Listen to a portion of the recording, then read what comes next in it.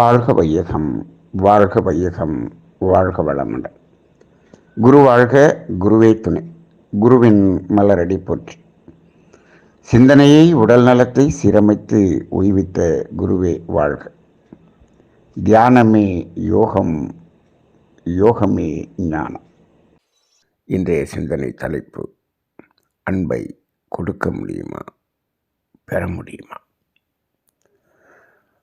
நமது புற வாழ்க்கை என்ற வாழ்க்கையிலே நாம் கொடுத்தல் பெறுதல் என்ற ஒரு இரண்டு நிலைகளை அடிக்கடி பார்க்கிறோம்.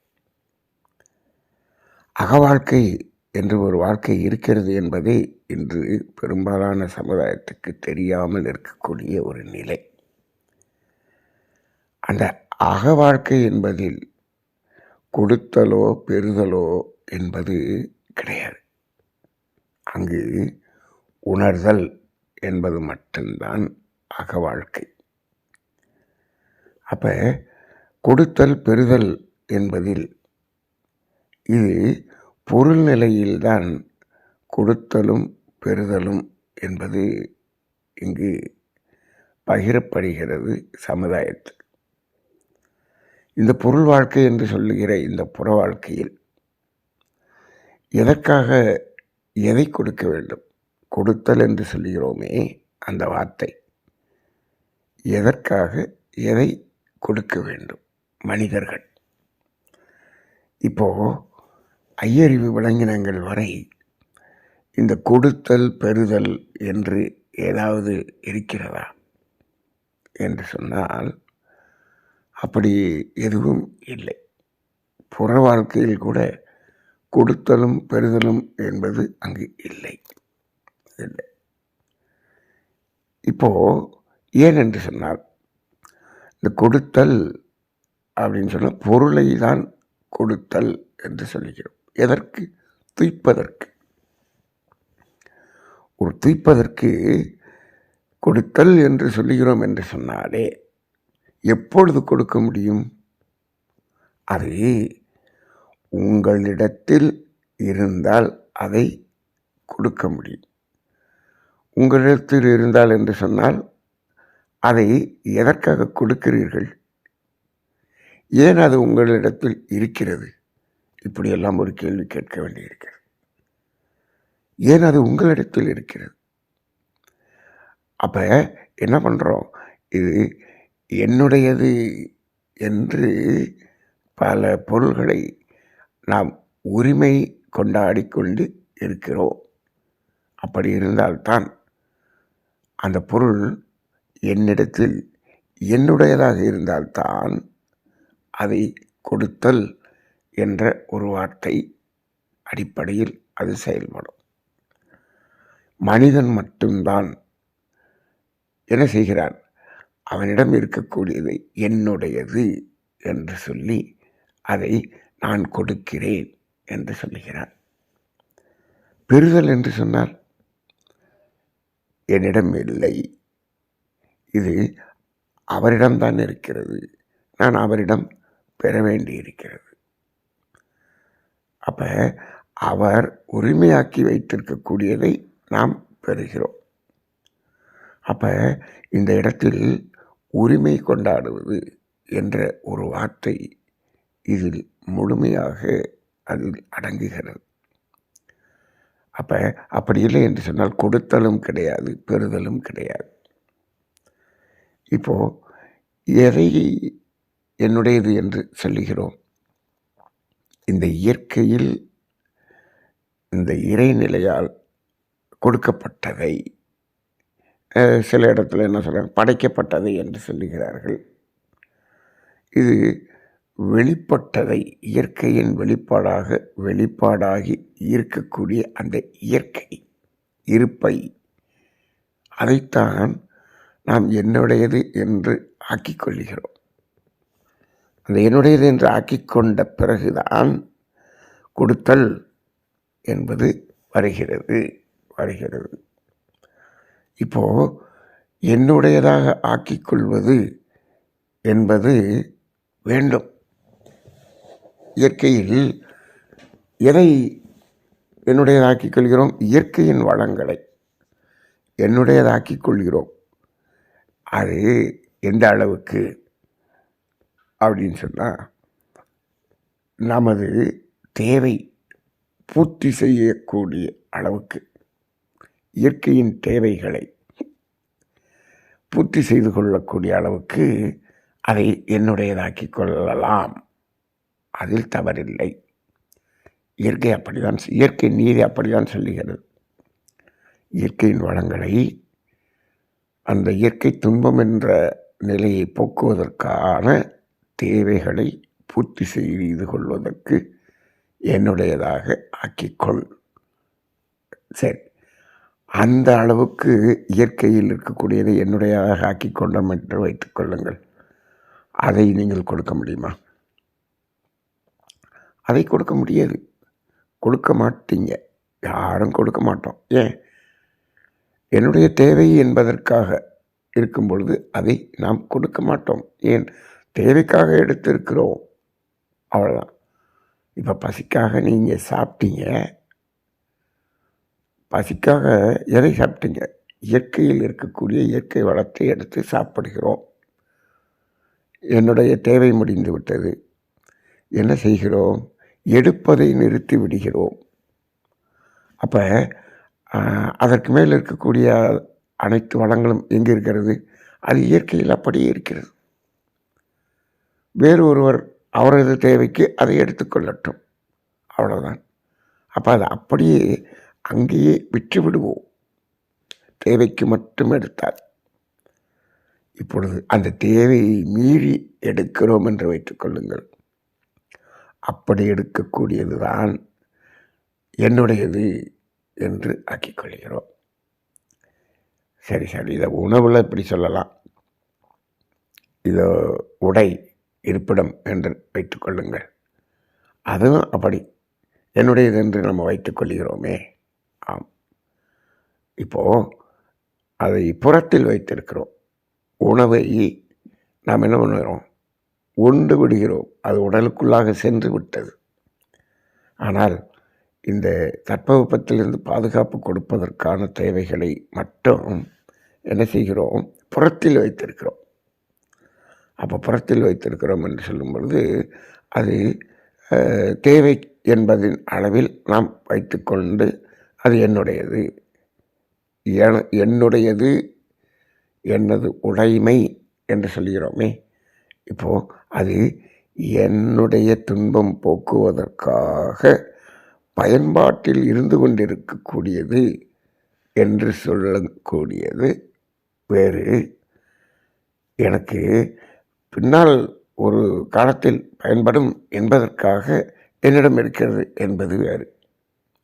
அப்போ அந்த உணவு பொருள்களாக வைத்திருக்கிறோம்.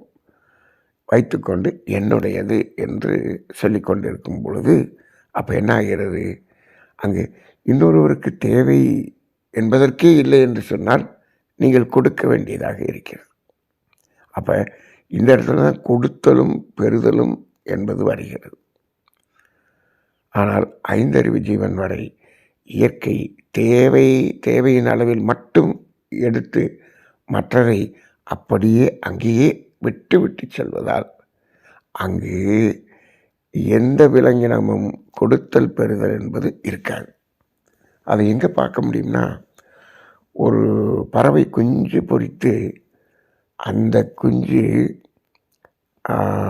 தனது தேவையை நிறைவு செய்து கொள்ளக்கூடிய அளவுக்கு வளரும் வரை அந்த தாய் பறவை அந்த குஞ்சு பறவைக்கு கொடுக்கும். அதான் கொடுத்தல். அப்போ அதே போல் இங்கும் மனிதர்களிடமும் அதை அப்படியே நாம் பார்க்கலாம். இப்போ கொடுத்தல் என்பது எங்களுக்கு கடமை என்ற அடிப்படையில் கொடுத்தல் என்பது இருக்கும். அது எப்போ? தனது உடல் உழைப்பாலும் அறிவின் திறனாலும் பொருள் ஈட்டக்கூடிய அளவுக்கு வளரும் வரை குழந்தைகளுக்கு கொடுத்தல், வயதான பெரியவர்களுக்கு கொடுத்தல். இப்போ இந்த இடத்துல அந்த கொடுத்தல் பெறுதல் என்பது உண்டு இந்த பொருள் நிலையிலும். அப்போ அதுவும் என்ன கொடுத்தல்? அந்த இயற்கை துன்பத்தை போக்குவதற்கான தேவைகளை பூர்த்தி செய்வதற்கான பொருளை கொடுத்தல், பெறுதல் என்று ஆகிறது. ஆனால் இப்பொழுதெல்லாம் இங்கு கொடுத்தல் பெறுதல் என்பது அப்படியா இருக்கிறது? பாருங்கள், இயற்கை வளத்தை எடுத்து பதுக்கி வைத்துக்கொண்டு மற்றவர்களுக்கு எப்படி கொடுக்கிறான்?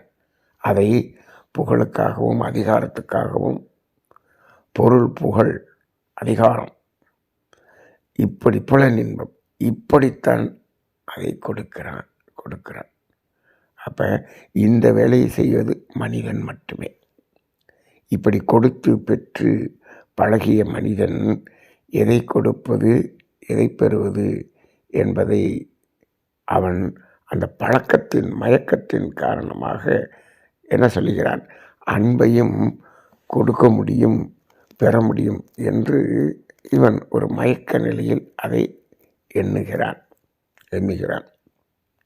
இப்பொழுது பாருங்கள், கொடுக்கக்கூடியதும் பெறக்கூடியதும் என்பது இந்த இயற்கை வளங்கள் என்று சொல்லக்கூடிய புறப்பொருள்கள் மட்டுமே. அதுதான் கொடுக்க முடியும், பெற முடியும், புறப்பொருள்களை மட்டும்தான். சரி, உணர்வுகளை கொடுக்க முடியுமா, பெற முடியுமா என்று கேட்டால், உணர்வுகளிலே கொடுக்கக்கூடிய பெறக்கூடிய உணர்வு என்று ஒரே ஒரு உணர்வை மட்டும்தான் நாம் சொல்லுகிறோம். அது என்ன என்று சொன்னால், துன்பம் என்ற ஒரு உணர்வு. துன்பம் என்ற உணர்வை கொடுக்கவும் முடியும், பெறவும் முடியும். இது எங்கு இருக்கிறது என்று பாருங்கள். இந்த துன்பம் என்ற உணர்வை கொடுப்பது, பெறுவது என்பது எங்கு அதிகமாக இருக்கிறது என்று பாருங்கள். மனிதனிடத்தில் தான் இருக்கிறது. இதற்கு அடிப்படை காரணம் என்ன? நாம் இதுவரை சிந்தித்து கொண்டிருந்தோமே, அதுதான் அடிப்படை காரணம். என்ன? இவன் இயற்கையின் வளத்தை எடுத்து வைத்து கொண்டான், பதுக்கி வைத்து கொண்டான். அதுதான். அதை நீங்கள் எடுத்து வைத்து கொண்டீர்கள் என்று சொன்னாலே அது இந்த பிற உயிர்களுக்கு நீங்கள் துன்பம் கொடுக்கிறீர்கள் என்ற அர்த்தம். இல்லையே, நான் ஒன்றும் கொடுக்கவே இல்லையே, துன்பம் கொடுக்கவே இல்லையே, நான் எடுத்து தானே வச்சிருக்கிறேன் அப்படின்னு சொன்னால, நீ எடுத்தாலே அது துன்பம் கொடுத்தல் என்று ஆகிவிடுகிறது. இப்போ இயற்கை வளத்தை அப்படியே இடத்தை எடுத்து நீங்கள் வச்சுக்கிட்டீங்க அப்படி சொன்னீங்கன்னா அங்கே ஒருத்தருக்கு இல்லாமல் போகுது. இப்போது மழை பெய்கிறது. மழை பெய்யக்கூடிய அந்த நீர் மழையிலிருந்து ஓடி வந்து ஆறாக ஓடுகிறதே, அது நிலப்பரப்பில் எவ்வளவு தூரம் ஓடி அது கடலை அடைகிறது. கடலை அடைவதற்கு முன் அது என்ன ஆகிறது? பெரும்பாலும் அங்கு விவசாயத்துக்கு பயன்படுகிறது. இதை டேமை கட்டி வச்சுட்டு என்ன பண்ணிடுறாரு? நாங்கள் கொடுக்க மாட்டோம் அப்படின்னு ஒரு இடத்துல ஒரு ஸ்டேட் சொல்லுது. அப்போ என்னாச்சு? இப்போது மழை இயற்கையிலிருந்து பெய்ததப்பா, அதை நாங்கள் தேக்கி வைத்து கொண்டோம் அப்படின்னு வச்சுக்கோங்க. அப்போ நீங்கள் என்ன பண்ணீங்க? நீங்கள் எடுத்துக்கொண்டீர்கள், நீங்கள் எடுத்து வைத்து கொண்டீர்கள். இப்போது ஆனால் அது என்ன ஆகிறது? இங்கு அதை தாண்டி விவசாயம் செய்பவர்களுக்கு அந்த தண்ணீர் வரவில்லை. இங்கே எல்லாருக்கும் துன்பம் அப்படின்னு வச்சுக்கோங்க. இப்போது அதை எடுத்து வைத்தவர்கள் இவர்களுக்கு துன்பம் கொடுத்தார்களா என்று கேட்டால், சாதாரண பார்வையில் அவங்களுக்கு பேஞ்சது அவங்க தேக்கி வச்சுட்டாங்கப்பா, அவங்க உங்களுக்கு எங்கே துன்பம் கொடுத்தாங்க? அவங்க எடுத்து வைத்திருப்பது என்பதே இங்கு துன்பம் கொடுப்பது என்று தான் ஆகிறது. அதுதான். அப்போ துன்பத்தை தனியாக போய் கொடுக்கறது, நம்மெல்லாம் துன்பம் கொடுக்கறதுன்னா என்ன பண்ணுறோம்? யாரையாவது ஒருத்தரை போய் ஓங்கி அடிச்சிட்டோம் அப்படின்னு சொன்னால் துன்பம் கொடுக்கறது அப்படின்னு நினைக்கிறோம். இல்லை, துன்பம் கொடுக்கறதுங்கிறது எங்கே தொடங்குது? இயற்கையின் வளத்தை எடுத்து எனது என்று எப்பொழுது வைக்கிறோமோ அப்பொழுதே துன்பம் கொடுக்கிறோம் என்ற அர்த்தம். அப்போ இந்த தேக்குதல், தேவைக்கு மேல் பொருளை தேக்குதல் என்பதே துன்பம் கொடுத்தல் என்று ஆகிவிடுகிறது. அதனால தான் இப்போது துன்பம் கொடுக்கும் செயல் பாவம் என்று சொல்லுகிறோம். இப்போ நீங்கள் பாருங்கள், இயற்கை வளத்தை எடுக்கும் செயலை பாவம் என்று ஆகிவிட்டது. அப்படி தானே வருது. நான் ஒன்றும் கொடுக்கலையே, நான் இதெல்லாம் எடுத்து வச்சிருக்கிறேன். நீ எடுத்து வச்சிருக்கிறது எல்லாமே துன்பம் கொடுப்பது தான். அப்போ இந்த கொடுப்பதும் பெறுவதும் என்ற நிலை இந்த இயற்கை வளத்தில் இருக்கக்கூடிய இந்த பொருள்கள் அதை அப்போ அது கொடுப்பது பெறுவதுங்கிறது பொருள்களில் இந்த கடமை என்ற அடிப்படையில் மட்டும்தான் இருக்க வேண்டும். அதை தாண்டி இருக்கக்கூடாது. இதுதான் இயற்கை நீதி. ஆனால் உலகத்தில் அப்படி இருக்கிறதா? இல்லை. சரி, அப்போ இந்த துன்பம் என்பதைத்தான் கொடுக்க முடியும், பெறவும் முடியும். இதற்கு காரணமே நாம் இயற்கை வளம் என்ன சொல்லுகிறது? இது எல்லோரும் தன் தேவைக்கு எடுத்துக்கொள்ளுங்கள் என்று சொல்லுகிறது. அவ்வளோதான். இப்போது மேலேருந்து இறைவன் ஒரு 10 ஆப்பிளை போடுறார். மரத்துலேருந்து ஒருத்தர் என்ன பண்ணுறாரு, அதில் ஒரு 10 பேருக்கு 10 ஆப்பிள் கொடுக்குறார். இவர் 10ல் 9 ஆப்பிளை சாப்பிட்டுட்டு ஒரு ஆப்பிளை மட்டும் கீழே போட்டு 10 பேரும் 9 பேரும் பிரித்து எடுத்துக்கங்க அப்படின்னு ஒரு ஆப்பிளை கீழே போடுறாரு அப்படின்னு வச்சுக்கோங்க. இப்போது என்னாச்சு? இயற்கை கொடுத்தது 10, 9 எடுத்து வச்சுட்டு 1 எடுத்து பிரிச்சுக்குங்கன்னு போடுறாரு. அப்போ இந்த 9 பேருக்கு என்ன கிடைச்சிது? எவ்வளவு இயற்கை துன்பம் போக்கப்பட்டது. இவருக்கு அந்த இயற்கை துன்பத்துக்கு போக்குனது போக எக்ஸஸாக சாப்பிட்ருக்கார். அப்போ என்னாச்சு? துன்பம். அப்போ தேவையை மீறி இந்த இயற்கையிலிருந்து எடுத்தாலே அது துன்பம் கொடுத்தல் என்றாகிறது. சரி, இந்த எடுத்தல் கொடுத்தல் என்பதை இந்த அளவில் நாம் புரிந்து கொள்வோம். இப்போது அன்பை கொடுக்க முடியுமா, பெற முடியுமா என்று இன்றைய சிந்தனை கேள்வி இருக்கிறது. இப்போது துன்பம் ஒன்று தான் கொடுக்க முடியும், பெறவும் முடியும். அதுவும் இந்த பொருள் நிலையில் தான் என்று சொல்லிவிட்டோம். அன்பு என்பது பொருள் நிலையா, உணர்வு நிலையா என்றால் உணர்வு நிலை. இப்போது நாம் இது நீ அகத்துக்குள்ளாக வந்துட்டீங்கன்னா அங்கே பொருள் நிலை என்பதே இல்லை, அங்கே உணர்வு நிலை மட்டும்தான். அப்போ அங்கு இருக்கக்கூடிய இயல்பாக இருக்கக்கூடிய ஒரு தன்மைகள் என்று சொல்கிறோமே, தன்மைகள். இப்போது இயற்கையில் வெளியிலே இயற்கை வளங்கள் என்று இருக்கக்கூடியது பொருள்கள். அதை எல்லாத்தையும் இயற்கை தான் படைத்தது. இயற்கை புறத்திலே பொருள்களை எல்லாம் வளமாக படைத்த அந்த இயற்கை அகத்திலே எதை படைத்திருக்கிறது, எதை கொடுத்திருக்கிறது, அதாவது இயற்கை கொடுத்திருக்கிறது என்று சொல்லுகிறோம். இயற்கை கொடுத்திருக்கிறது என்று சொன்னால் அது எல்லாருக்கும் என்ற அர்த்தம். அப்போ என்ன பண்ணுது? இயற்கை அகத்திலே என்ன கொடுக்கிறது என்று சொன்னால் தன்மைகளை கொடுக்கிறது. அது என்ன தன்மை அப்படின்னு சொன்னால் அது தன்னுடைய தன்மை அனைத்தையும் அகத்துக்குள்ளாக எல்லோருக்குள்ளாகவும் கொடுத்திருக்கிறது. இப்போ பாருங்கள், இந்த புறத்தில் இருக்கிறது வெளியிலிருந்து எடுக்கிறதுனால அது அதிகமாக எடுத்துக்கிறான். ஆனால் அகத்தில் இருக்கிறது எல்லோருக்கும் கொடுக்கப்பட்டிருக்கிறது என்று சொன்னால் எல்லோருடைய அகத்துக்குள்ளாகவும் கொடுக்கப்பட்டிருக்கிறது. அப்போ அது என்ன ஆயிடுச்சு? அதாவது நம்முடையதாக ஆகிவிட்டது. இப்போது என்னிடம் மட்டும்தான் இருக்கிறது என்று சொல்ல முடியாது. என்னிடம் இருப்பது அனைவரிடம் இருக்கிறது. அப்போ யாரிடமும் இவரிடம் இல்லை என்றால் கொடுக்கலாம், அவரிடம் இல்லை என்றால் பெற்றுக்கொள்ளலாம். அப்போ அப்படி எதுவுமே இல்லையே. இது அகத்தில் எல்லாருக்குள்ளாகவும் அந்த தன்மைகளை, இறைத்தன்மை என்ற அந்த தன்மைகளை எல்லாருக்குள்ளாகவும் வைத்து விட்ட பொழுது அங்கே எல்லாரிடமும் இருக்கிறது. அது கொடுக்கக்கூடியதாக இல்லை, பெறக்கூடியதாக இல்லை. அப்போ இந்த இயற்கை வளங்கள் என்ற புறப்பொருள்கள் மட்டும்தான் இப்படி எடுத்து வைக்கக்கூடியதாகவும் கொடுக்கக்கூடியதாகவும் பெறக்கூடியதாகவும் நாம் மாற்றிக்கொண்டோம். அப்போ இந்த புறப்பொருள்கள் சம்பந்தப்பட்டு அதில் வரக்கூடிய உணர்வு தான் துன்பம். அதனால தான் வாழ்க்கை இன்பம் துன்பம் என்ற இரண்டுக்கு இடையே ஓடிக்கொண்டிருக்கிறது என்று சொல்கிறோம். இந்த இன்பம் என்பது கூட எந்த இடத்தில் அந்த துன்பம் நீங்கிய இடம் இன்பம், இயற்கை துன்பம் நீங்கிய இடம் இன்பம். அந்த இடத்துல கூட அந்த இயற்கை துன்பத்தை போக்குவதற்கு பொருள் என்று ஒன்று வருகிறது அல்லவா? அந்த பொருள் சம்பந்தப்பட்டு அதில் உணர்கிற உணர்வுகள் என்பது இன்பம் துன்பம்.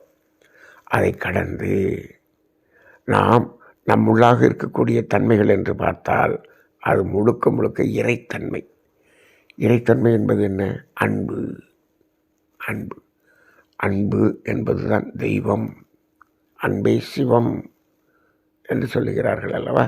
அப்போ அந்த இறைத்தன்மை அது எல்லோரிடமும் இருப்பாக இருக்கிறது.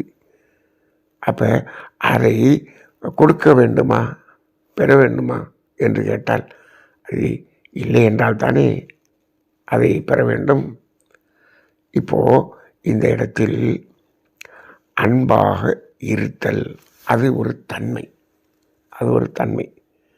அப்போ அது எப்படி இருக்கணும் அப்படின்னம்னா அது யாருக்கும் துன்பம் கொடுக்காது. அந்த அன்பு என்ற தன்மை நமக்குள்ளாக இருக்கிறது. அந்த தன்மை வெளிப்படுகிறது என்று சொன்னால் அது என்ன ஆகும்னா இயற்கையின் வளத்தை தேவையின் அளவில் எடுத்துக்கொண்டு அதற்கு மேல் நாம் எடுக்க மாட்டோம். அப்போ ஒருத்தர் பெரிய பணக்காரராக இருக்கார், அவர் அன்பாக இருக்கிறாரா என்று கேட்டால் இல்லை என்று தான் சொல்ல முடியும். அப்போ என்ன பண்ணுறாங்க மனிதர்கள்? அவர் எல்லாத்தையும் எடுத்து வச்சுட்டு அதில் கொஞ்சோண்டு கொடுத்தாருன்னா அவர் அன்பாக இருக்கிறார் என்று சொல்லுகிறார்கள். இல்லை, அவர் எடுத்து வைத்திருக்கும் பொழுதே அங்கே அன்பாக இல்லை. அப்போ அன்பு என்பது ஒரு இயல்பாக எல்லோரிடமும் நிறைந்திருக்கக்கூடிய ஒரு தன்மை. இப்போது இந்த புற வாழ்க்கையில் வாழ்ந்து இதில் நாம் பல வெறுப்புகளை உருவாக்கி உள்ளே பதிந்து வைத்திருக்கிறோம்.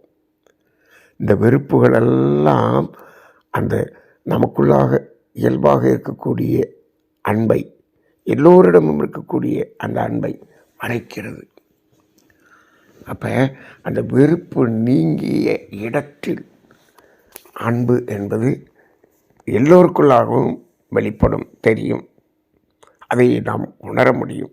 அவ்வளோதான். அப்போ இந்த அன்பு என்பது நாம் துன்பம் கொடுக்காது இருத்தல் என்று சொன்ன இயல்பாக இருத்தல், தன்னுடைய இயல்பிலே இருத்தல். அப்போ தன்னுடைய இயல்பில் நான் இருக்கிறேன் என்று சொன்னால் மற்றவர் எல்லோரும் அதே நிலையில் இருக்க முடியும். இப்போது இந்த தேவைகள் பூர்த்தியாகிவிட்ட பிறகு எல்லா விலங்கினங்களும் எல்லா பறவைகளும் ஒரே மாதிரியாகத்தானே இருக்கிறது. அதில் யாராவது வேறுபாடு பார்க்க முடிகிறதா? இல்லை. இங்கு தேவை நிறைவேறிய பிறகு எத்தனை வகையான ரூபங்கள், உருவங்கள், மாற்றம், மனிதனிடம் எத்தனை வெறுப்பு உணர்வுகள், இதெல்லாம் மனிதனிடம்தான் இருக்கிறது. ஏனென்று சொன்னால் இவன் என்ன செய்கிறான்? அந்த பொருள் நிலையில் ஒருவன் அதை எடுத்து வைத்துக் கொள்கிறான், அதை மற்றவன் பார்க்கிறான். இதில் அந்த வெறுப்பு உணர்வு என்பது, ஏக்க உணர்வு என்பது, பெருமை உணர்வு, பொறாமை உணர்வு, இப்படி பல உணர்வுகள் இங்கு தோன்றுகிறது. அப்படி வரும்பொழுது தான் இவையெல்லாம் தான் எப்படி மாறுகிறது? கவலையாக, கோபமாக, பயமாக, துக்கமாக, இப்படி பல்வேறு உணர்வுகளாக, பொறுமையாக, அதாவது பெருமையாக, பொறாமையாக, இப்படியெல்லாம் மாறுகிறது. இது எல்லாமே நமக்கு நோயை உண்டு பண்ணக்கூடிய உணர்வுகளாக இருக்கிறது.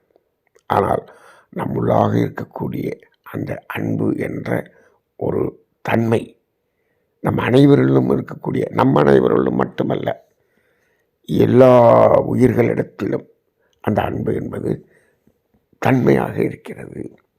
அப்போ இதை தன்மை என்று தான் சொல்ல வேண்டும். இயல்பாக இருக்கக்கூடிய தன்மை. இதை கொடுக்க வேண்டியது பெற வேண்டியது என்று கொடுக்கவும் முடியாது, பெறவும் முடியாது.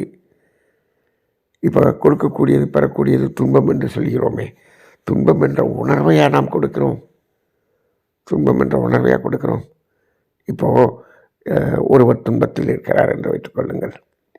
அந்த துன்பத்தை என்கிட்ட கொடுத்துருங்க அப்படின்னு வாங்க முடியுமா? அப்படி இல்லை.